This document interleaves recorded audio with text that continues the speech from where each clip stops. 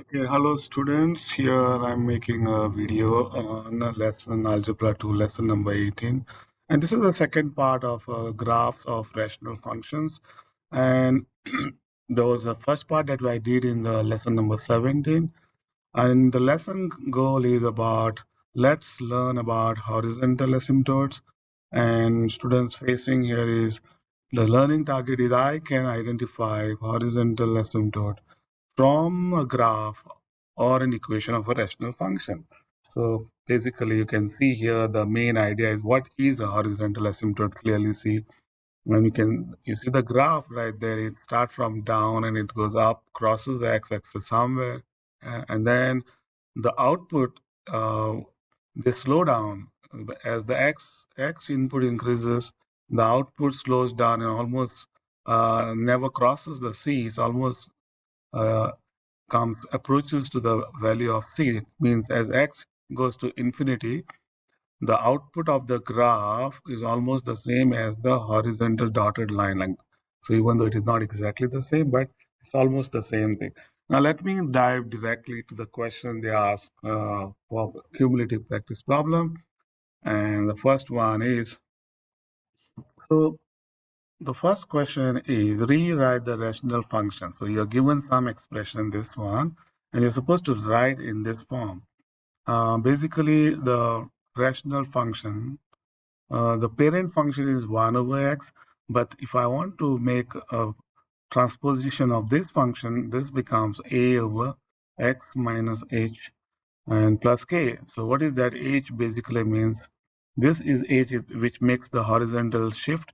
This k is what the graph makes the vertical shift, and this number decides the stretch or shrink of the graph. Now let me go straight away here. This one g of x is x minus 4, and this is divided by x. We can divide this as write it as x over x and minus 4 over x.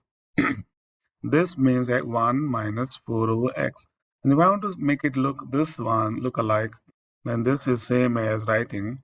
So the gx, so this gx is negative 4 divided by x, and there is that plus, this is plus 1. So this is how so I want you to write not just what does this basically mean, where is the where is the horizontal asymptote? Is when you make x-axis and the y-axis here. So when you draw the x-axis and the y-axis, so this is x is in the denominator, right? So that there is a vertical asymptote here. So the vertical asymptote is x equals 0. That means you can't have x equals 0. 0 is not part of the domain. So the domain is everything, but x should not be 0. So that means we don't have a output for when x equals this part. Then, okay, so if you see this, what basically this means is in the original graph, if you see this is the parent graph of 1 over x. And because there's a minus, this graph uh, this graph flips over the x-axis. So I'll take this. This is what's happening, and then it shifts up. So that means this point, which is right now, this point shift one because of this one is shift one places up. It means the graph goes. If it is one here, so that means there will be horizontal asymptote, and this is how instead of sorry up, this will be down, and this will go through the 4 because as x approaches to a large positive value, the y approaches to 1. So this is how the graph will look and something like this. Of course, even though they did not ask us this question, I just thought of showing you what it means actually. So the main thing is we are done. All they want you to know is what is C and what is R. So the C is the number by itself. So the C is 1. The C is 1, and the R, which is a scale factor, that is minus 4. If you want to graph this, you can see if you see this is x minus 4, And we want to know where the graph crosses the x-axis. You can put the numerator equal to 0. That means if I put x minus 4 equals to 0 and add plus 4, and you get x equals 4. That means if I write 1, 2, 3, 4, that's where the graph is going to cross the cross. And this is how this will go through this, and then as you approach x to 0, this side, positive side, this goes to plus infinity. And the same thing on top, you can see this way, the graph will be something like this. And that's the understanding of rational function. Question number 2 is about the average cost in dollars per mile for riding X miles. So you're given an expression to know what is the average cost per mile. So as x gets larger and larger, what does the end behavior of the function tell you about the situation? So what does this basically means? Again, the x is down, that is the cost average. X is the number of miles. So that's x is the number of miles. So this is how it is. Let's see, x is number of miles. And if we can write this, so we need to know what is the vertical asymptote here is x equals 0, because that's where the denominator is 0, right? So so there is a so this is the vertical asymptote. And what is the horizontal asymptote? And you can see what is horizontal asymptote. Basically, we can write this as 2.5 divided by x and plus 2x over x. And you can see clearly this will x crosses out, and you'll get 2.5 divided by x plus 1 and plus 2. So naturally, if you see this as x, the x is down, that means as x approaches to very large value, large number, it means you're driving quite a uh, big, quite a larger, many miles. So as x approach to a very large number, then the whole thing, this will almost will become 0. So the value, this answer will be this answer is going to be 2, because the larger the denominator is, the whole thing is going to be almost 0. So what that means is the graph. And if you see here, this 2.5, if I put if I put the numerator equal to 0, and I subtract 2.5 both sides, and then we have 2x equals minus 2.5. That means your x becomes 1 minus 1.25. That's where the graph has to cross the x-axis. So now what I'm going to do is, let's put this horizontal asymptote, which is y equals 2. So this could be the y equals 2. And then the graph will look like so, so when x becomes larger, the value, the average cost will become almost equal to 2. And because this is minus 1.25, if this is 1, and this is minus 2, minus 1 will be 2.5, something like this. So the graph goes through, and that's how the shape of the function will look like. Also, if you see here, there is another easy way out. You can figure out the vertical asymptote and the horizontal asymptote by just looking at the function.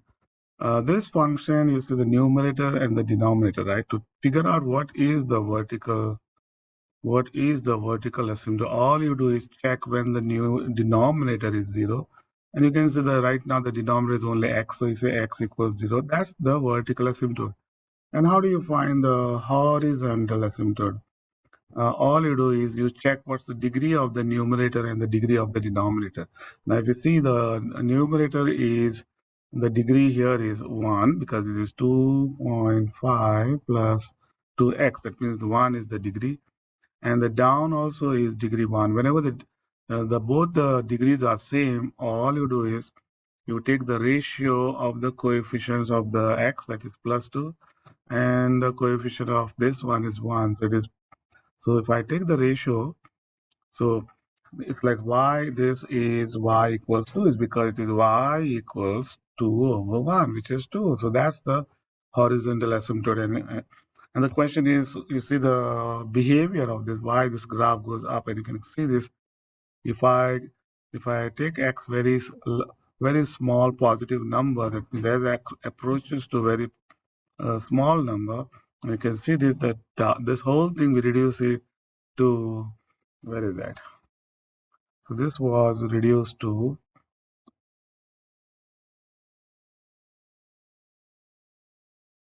so that was reduced to y equals x plus 2.5. This x approaches to, yeah, there you go. This whole thing will become very big. So that means y approaches to plus infinity. That's all that means. And that's why you see the graph is this way. And it cannot cross this side, it cannot cross x-axis because there's no x-intercept. So as we progress more and more practice problem this way, how to sketch the rational function, we'll get a better idea. Question number 3, look at it. The graph of two f and g are shown. One of them is the expression of this. So this is given. Let me write. The f of x is given to you. So this one is f and this one is g. So an expression is given 2 minus 3x divided by x, right? So which one is the graph of this expression? Is it this one or this one? How do we identify this? The first thing what I'll do is is check when the what is the vertical asymptote. So you can see this you get when you put the denominator is 0. That means the denominator is x, so x equals 0, which is the y-axis. So in this case, it looks like both have the y-axis as the vertical asymptote. So this is vertical asymptote. And then the second part is check for abaya. And the second part is you figure out the horizontal asymptote. And how do you find the horizontal asymptote?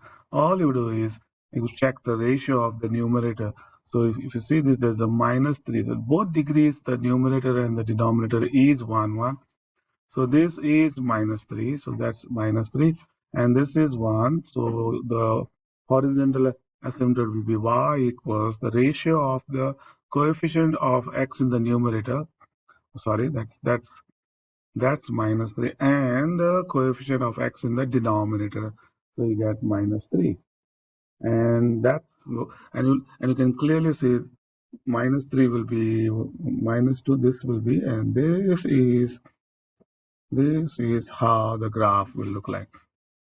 So it is y is minus 3. So this thing represents the function f of x. That's all I'm trying to say. And this is one way of doing, but also you could also say, what does this? Another way to do is also you can put this in the. Let me write it one more time. So another way to do is write the equation 2 minus 3x and distribute the denominator x to both, so it becomes 2 divided by x minus 3x over x. And you can see this x crosses out, this x crosses out, and you're left with 2 over x and minus 1. Sorry, minus 3. What it means is that the original function, remember the original function is this one. Now there's a plus 2. That means this one stretches by scale factor. That means maybe this stretches like this goes. What is stretches means 1, 1 become maybe 1, 2. So instead of 1, 1, it becomes 1, 2. So then what does this minus 3 is? This basically means it's the graph shifts. So the graph shifts 3 units down. So this whole thing now, so this is x-axis. So it will shift 3 units to the down. So this will be 1, 2, and 3. So there you go. And then it goes this way. and then this. And if you want to know, I made a mistake right here, so it should be.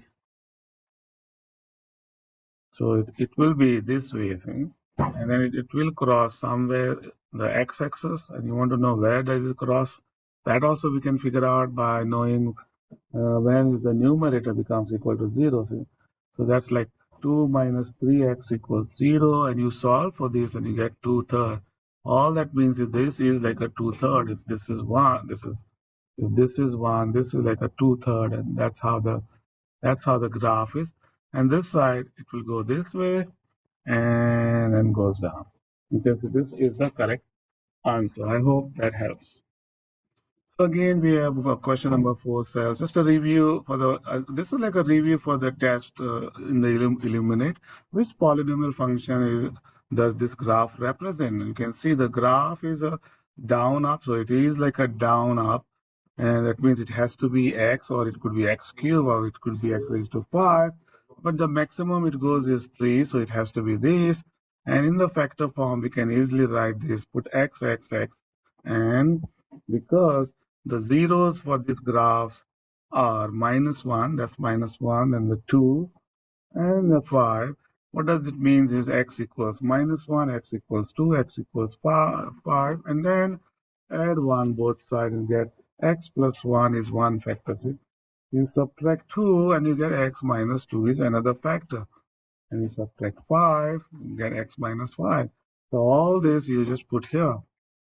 Plus 1, minus 2, and minus 5. So this is the polynomial px. So I can call this as px in the factor form. And at the same time, also note down that the graph crosses a 10, right? That's the y-interception. Is it really y? So if I put x is 0 here, and you multiply these three numbers, 1, -2, and -5, you end up getting +5. That's the y-intercept. It means when x is 0, y is 10. So that's the point. When x is 0, y is 10, and you're done. So a lot of information. And besides, not just, you can also understand what is the end behavior for this graph as the x approaches a very large positive value or very large negative value. And see, as x, the independent variable is become very, very large, positive infinity. Then you can see this graph, the output, they go to plus infinity. Also, the y value becomes plus infinity. And on the left side, if you make x very large, negative infinity, then the graph goes down. All it means is that means the y value becomes minus infinity also. So this is so much of information about that. Then there is also relative minimum here. This is called relative minimum, and this is the relative maximum. So those are the things also we should know. Even though if you want to know exactly, maybe it is somewhere here. That's 3.8 maybe, and then this side minus 10 points or minus 11, and the same thing you can do there. So this question says state the degree, and you can see by just look at it. This is in the standard form. And in the standard form, the very leading coefficient is this. This so looks like we always have a kind of a thing that the first one itself becomes degree. But if you look at the second one has x minus 2x. So this is the leading term. So this is the leading term, and the leading term, because the highest exponent is 3, so the degree is 4.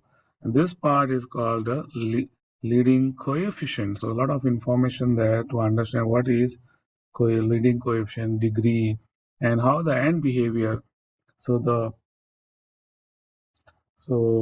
how will the end behavior of the graph will look like? That means this thing, the maximum it can go is, see, so it starts from down up because it is a degree. Sorry, it's up. So it can go something like this to 4 different places. So what it means is as x approaches to a very large positive number, the y value also goes to positive value. But if I go this side as x approaches very large negative value, this value y will approach to also plus infinity. So it is like up and up. So that's all they're asking you, and you can see it goes to, that's the constant is always the y-intercept, maybe somewhere here, and we don't know what is this, that we have to figure out, and it doesn't have to cross the all four of them. You can cross only, it can, maybe it could go this way and just turn like this also, or maybe it can have a one point here with the multiplicity 2 like you see, so it can have this way also, it can just touch and go, it does not cross, but it can just touch. So this could be a number which is a multiplicity 2, so it's like repeating twice.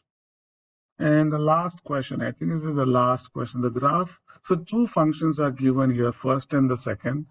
Now they gave us this expression, and that expression is tan over x minus 3. Now, this, if you try to compare, now if I want to compare this with your a over x minus h plus k, and you can see the a is 10, that means the original function. So what is the original function? This is the graph of the original function of the rational function. The parent graph is, this is the parent graph like this. This is the parent graph. Now it is stretched by a scale factor of 10. So that's what that means. It is stretched by a scale factor of 10. That means this graph may be stretching. What does that stretching basically means? If it was 1 1 here, if it's 1 1, now it becomes a 1, if 1 1, this 1 become 110 kind of thing. So that this is where it stretches like this. And the same thing if it is minus 1, minus 10 this side. So minus 10 somewhere here maybe. And this is like 10. I don't know. Okay, yeah, that's, so that means the graph gets stretched by like this. So something like this. So something like this. So this will be the thing. This will be first stretch, and then it also shift. What does this x minus 3 means? That h is 3. That means the original function, the one that I showed you, it will stretch, it will shift 3 units to the right. So if this is 1, this is 2, and this is 3, and you can easily see that the denominator is x minus 3. So when I put x minus 3 equal to 0, you get x equals 3. That's the vertical asymptote. So the vertical asymptote. So this will move. This graph will move. Where does the graph move? First, let me draw the vertical asymptote. So this is the vertical asymptote here. And whatever the graph that I showed you, that will shift this way. See? So it will go, and it will go something like this, and this will go something like this.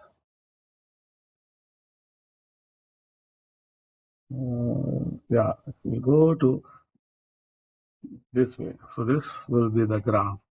So the original function is first stretched by scale factor of 10 and then shift 3 units to the right. So this is, so that is not perfect, but that's how the graph is. And you can see from here, this is the correct answer.